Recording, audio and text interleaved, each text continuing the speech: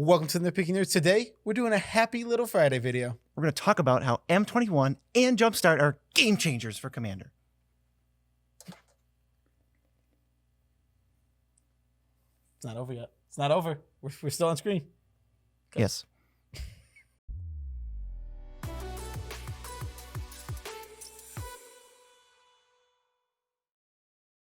I'm your host, Joe Cherries. I'm your host, BZ, and that makes us the Nitpicking Nerds. I did the little point a little late. If you like me pointing to my sternum slightly later than I'm supposed to, then you have to subscribe to the channel. Where else are you going to get that? Yeah, and besides, you want to be subscribed to this channel because our subscribers are 10% more likely to have their favorite card reprinted. What the heck? I'm a Twitch emote. This is awesome. Also, they're lying. I meant favorite card that they want reprinted. No, Whatever. your favorite card is now worthless thanks to your subscription. What are we talking about? Why is this video title so general? Why is this video title so general? So M21 and Jumpstart are doing something that we haven't seen in a while in a non-Masters set. We're talking about huge reprints for EDH That matter. that matter. That's what I'm saying. They're huge reprints. I think pretty much everything on this list, maybe with 5 or 6 exceptions, is something we've actively made fun of Wizards for not reprinting because reprints are so trivial.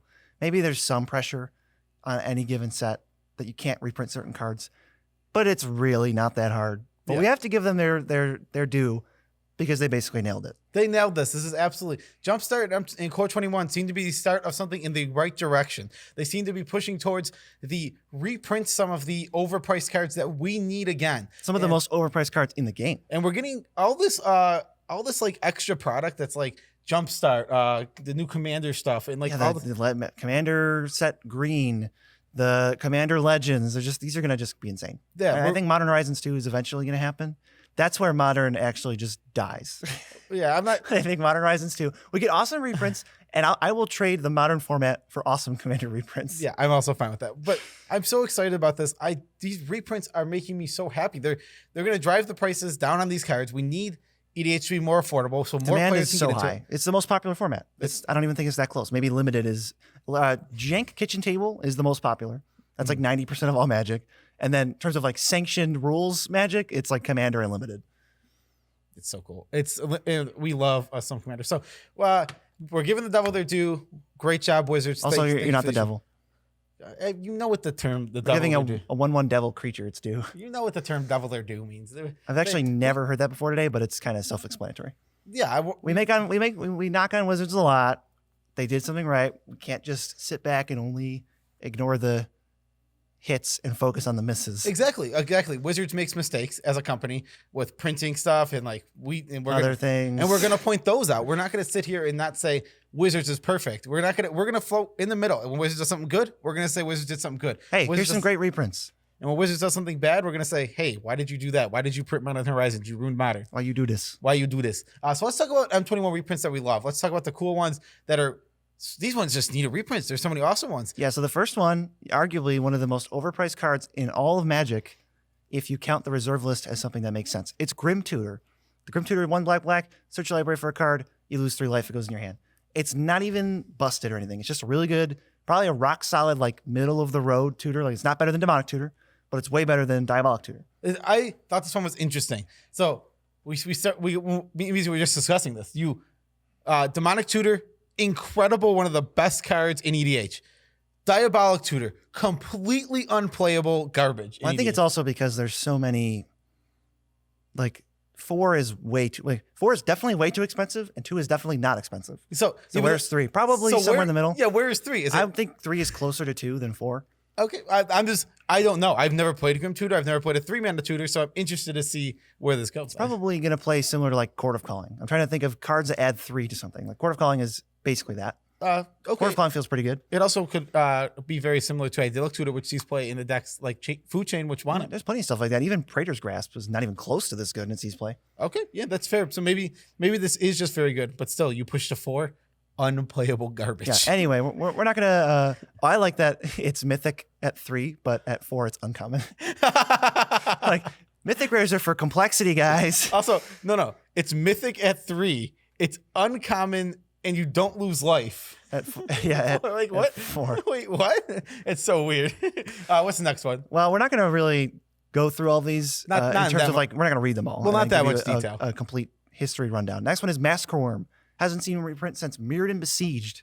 Yeah. I don't even think this card's that good, but I'm happy that it's reprinted. I want people to afford the cards they want to get. I mean, I have no problem with this card. It's not like I throw this card in a ton of decks, but we've built EDH decks on the channel here where we put Massacre Worm in because it fits in certain decks. Or we're on a budget restriction, or we're on a mana cost restriction, or on some jank BS little pet project restriction. Oh no, come on. This card's actually good. And what is the guy that gets all the tokens when guys die?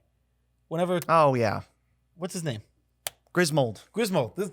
We put Massacre Worm in Grismold. Awesome. He has homes. He has homes, and we're happy to see him again. Azusa, Lost But Seeking. Probably one of the cards in Commander that doesn't see play in a bunch of decks that it should because it was too expensive for a while. Yeah. This card really got driven into I guess the roof. I was gonna say into the ground. I got driven into the roof. It was like $60 before the reprint. I don't remember what set it got reprinted in. Master 25, and then it got reprinted, and then it was still too much. And now hopefully it'll be like $8. Yeah, this one was driven up by Modern. Standard set probably gonna kill the price. Thank God. Yeah, and so another note on why this is so good: putting these cards in a standard open set that's going to be widely opened is a great way, great way to drive these prices down. I would go so far as to say this is a great way to drive prices down. I just wanted to make sure you were on board with the word great. Yeah, the worst reprint, but also maybe the best for like just in terms of it existing. Containment Priest.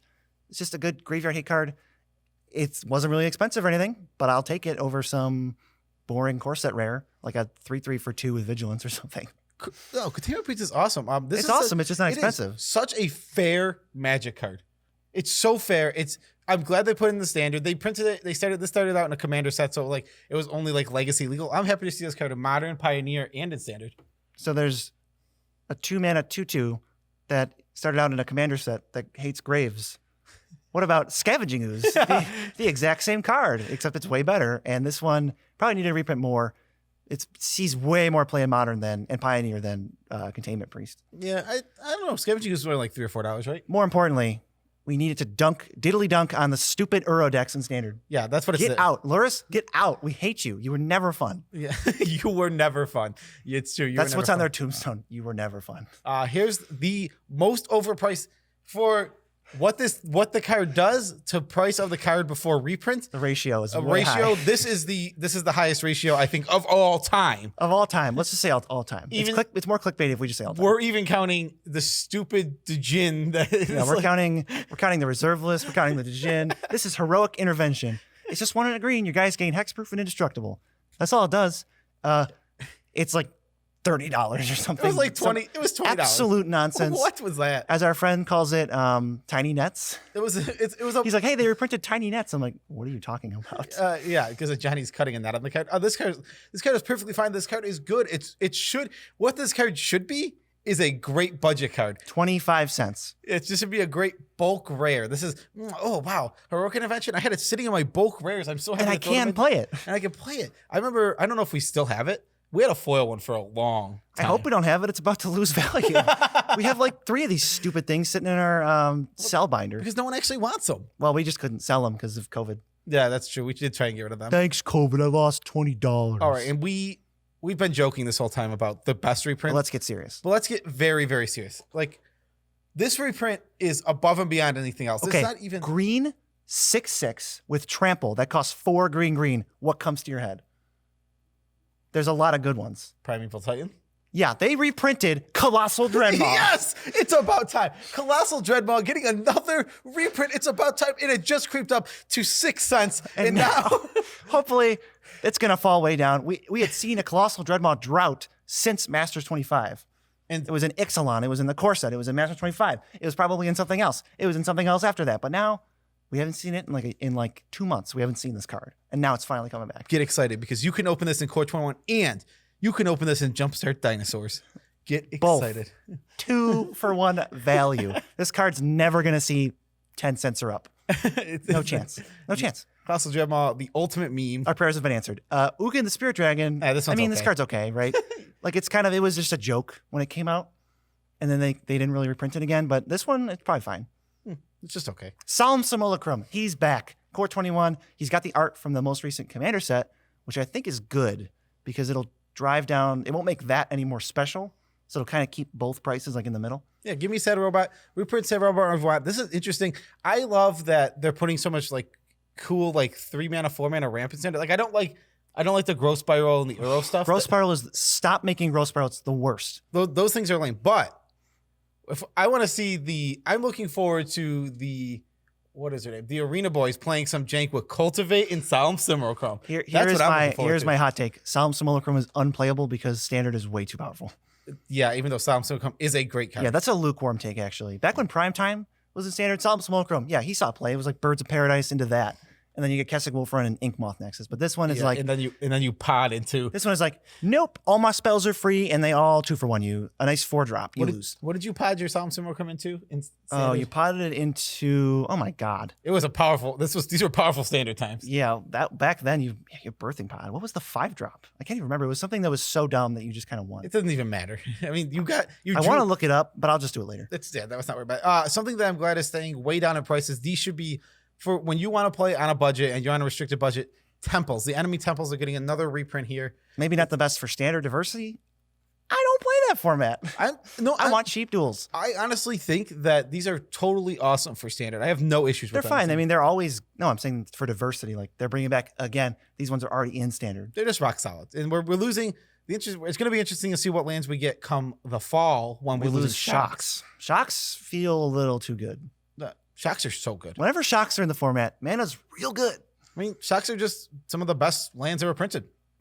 I mean, they're just the original duels with downside that mostly doesn't matter. Yeah, because I mean, life is a resource. They give you, but it's not like it's coming on taps and you lose 2 life every time. They're a choice. They're so good. Oh yeah, they're so good. All right, so let's jump to Jumpstart.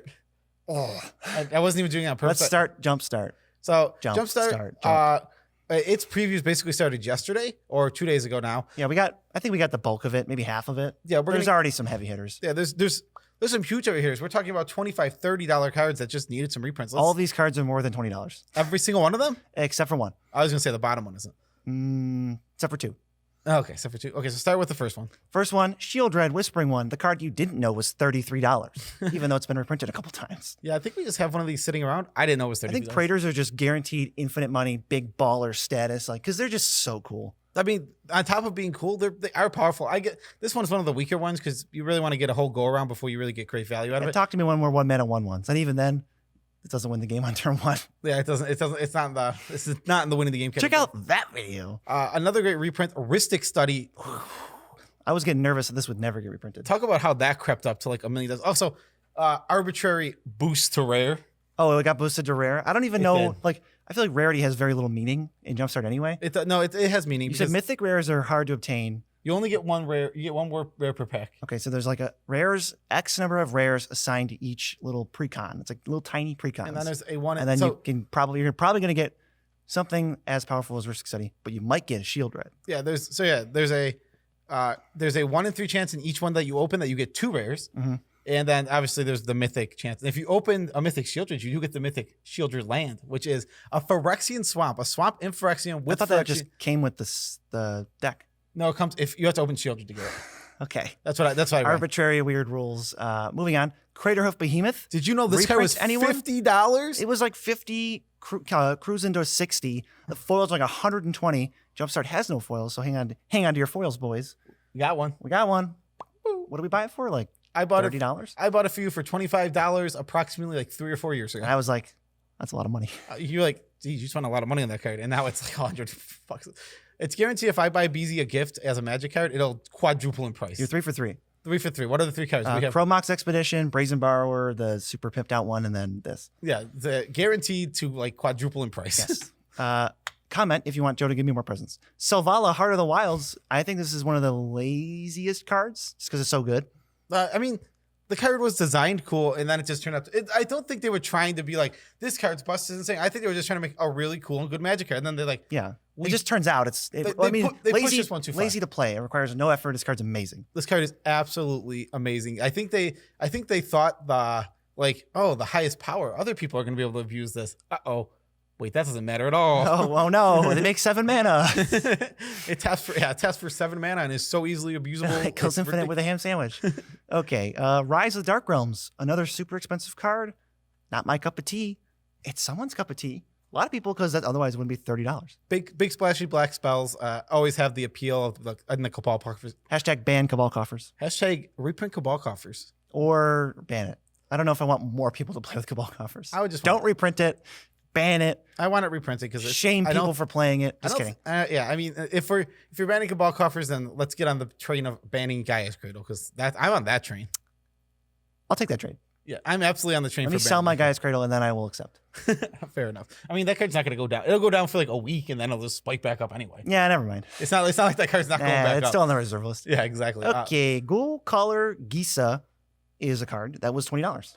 I did not know that. I didn't know that either. Remember we put it in Ken's deck thinking it was just like a cool little jank thing? It is a cool little jank thing, but it never got printed. It was in a commander set, so the print was low. Yeah, We'll cool. take it. Sure. Yeah, that's just Top aboard. Another great one. Phyrexian Tower. What was Phyrexian Tower at? It's like $10. $10. I mean, it was hiking up back before the what's that? Was that Graveyard Masters set?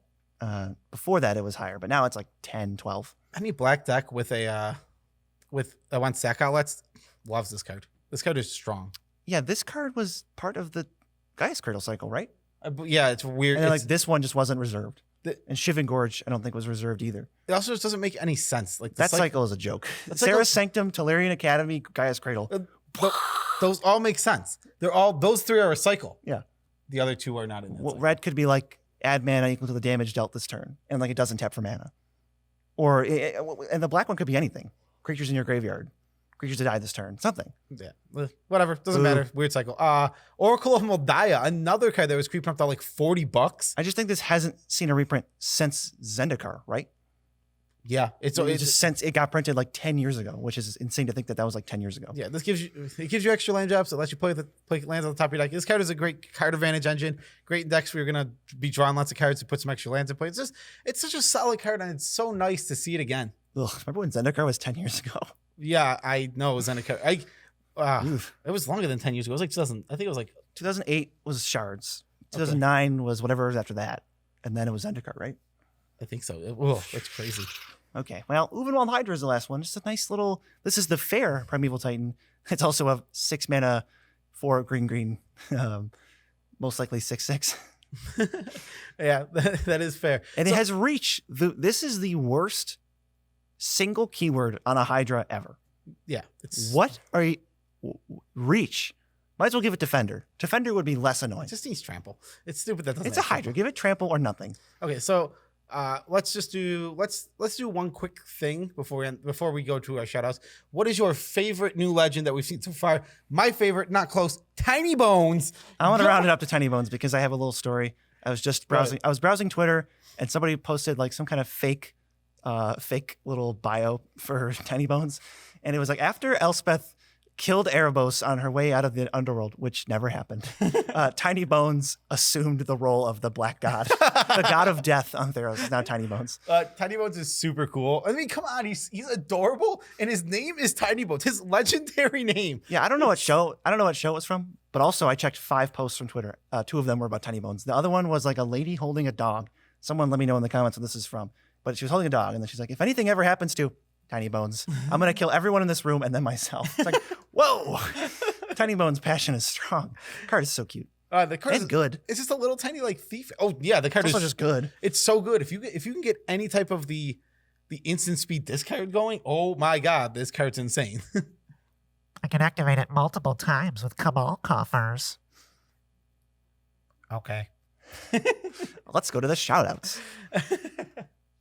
Special shout outs to all of our patrons. We love you guys all as much as we can without making you uncomfortable. You guys make this show possible.